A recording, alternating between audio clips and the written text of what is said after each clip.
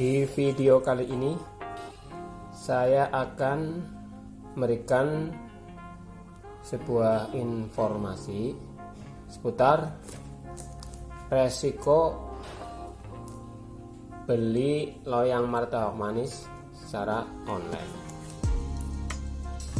Ini udah saya udah beli cetakan belum lama ini, beli cetakan di sebuah marketplace atau di Shopee. Ini barangnya udah datang, baru nyampe, ini belum saya pakai.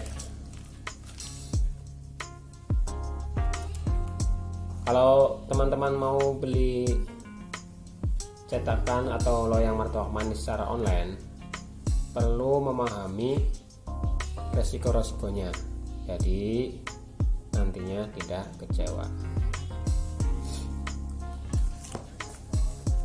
Resiko yang pertama itu adalah ongkos kirimnya. Kenapa demikian? Karena bobot dari loyang martabak manis ini lumayan.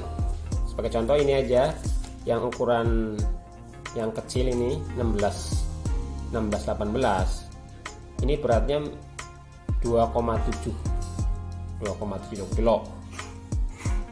Jadi kalau kita pakai ongkir, otomatis per kilonya aja udah 9.000. Jadi kalau 3 kilo otomatis lebih mahal, 27.000. Tapi ada sedikit tip untuk mengakali ongkir ini, yaitu dengan menggunakan ekspedisi yang mematok tarif per minimal. Contohnya pada JNE Truck. Ini contoh, saya menggunakan JNE Truck. Ongkosnya cuma 15.000. Tapi nyampainya juga lumayan cepat, jadi sama aja kayak yang reguler. Jadi ini tip untuk mengakali ongkirnya dengan menggunakan jasa ekspedisi yang menerapkan sistem minimal. Misalnya minimal berapa kilo gitu, sekian, jadi lebih murah. Meskipun ada kelemahannya, jadi kalau misalnya bobotnya ringan, otomatis kalau pakai model gini sama aja mahal, karena sama aja berat segini, berat segini. Itu resiko pertama, ongkirnya mahal. Bayangkan kalau loyangnya ukuran yang lebih gede, misalnya yang beratnya bisa 12 kilo, 10 kilo, yang premium itu, otomatis ongkirnya lebih mahal. Saya yang satu kota ini, saya beli di Pelapak dari Jakarta, saya di Bekasi, jadi kan dekat. Itu aja kan per kilonya kena cas 10.000, itu kena segitu.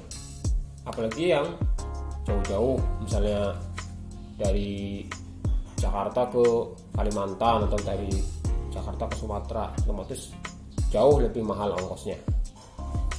Itu resiko yang pertama, ongkos kirimnya lebih atau ongkos kirimnya mahal karena bobotnya yang lumayan berat, loyang martabak manis ini. Itu resiko yang pertama. Kemudian resiko yang kedua adalah, dan ini yang paling penting, adalah kualitas dari cetakan itu sendiri. Ini saya berbagi pengalaman. Ini saya beli cetakan loyang martabak manis, kondisinya kurang mulus. Ini kondisinya kurang mulus.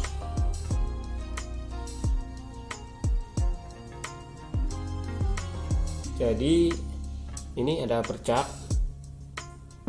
Ini bercak ini sebenarnya lubang kecil. Kalau saya foto kemudian di zoom, itu kelihatan banget ini lubang.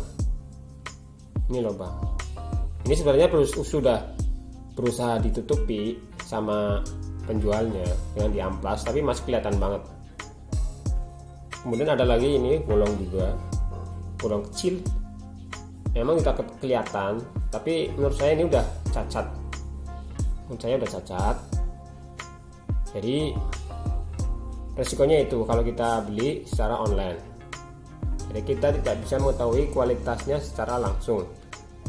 Kita cuma bisa percaya pada penjualnya akan mengirim barang yang 100% mulus. Ini nyatanya nggak mulus. Jadi ada cacat sedikit. Dan sudah saya komplain, tapi katanya bukan cacat. Jadi susah. Itu resiko yang paling beresiko istilahnya, resikonya paling berat, yaitu kualitas dari loyangnya, terutama bagian dalamnya. Kadang nggak mulus seperti ini contohnya nih, nggak mulus ini. Ini untungnya saya beli yang harganya murah, ini 100 ribuan. Jadi saya nggak terlalu kecewa. Sebenarnya bisa aja saya komplain, mengajukan penukaran misalnya, tapi kan jatuhnya jadi mahal karena ongkos kirimnya dan ongkos untuk menukarkannya saya yang nanggung. Jadi jatuhnya jadi mahal. Akhirnya mendingan saya saya tidak komplain, saya terima. Cuman saya kasih feedback negatif karena menurut saya pola pakai yang semacam itu tidak pantas untuk dijadikan langganan. Kecuali kalau emang dia udah mengatakan di deskripsinya, misalnya kualitasnya, misalnya kadang ada lubang, kadang ada bercak, kadang ada ini nggak mulus, mungkin saya menerima. Tapi kan di deskripsinya itu mulus, tapi dapatnya berlubang. Meskipun tidak mempengaruhi hasil, tapi menurut saya termasuk cacat. Karena saya pernah beli yang model kayak gini, pernah beli cetakan langsung ke pengrajinnya, itu ada lubangnya, itu harganya langsung jatuh, jadi murah. Misalnya harganya 75 jadi 50 karena ada lubangnya. Ini harganya jatuh.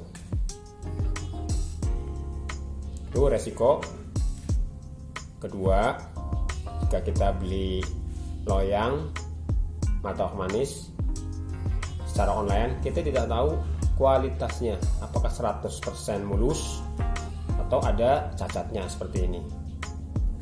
Dan resiko yang ketiga adalah kadang penjualnya itu bukan produsen.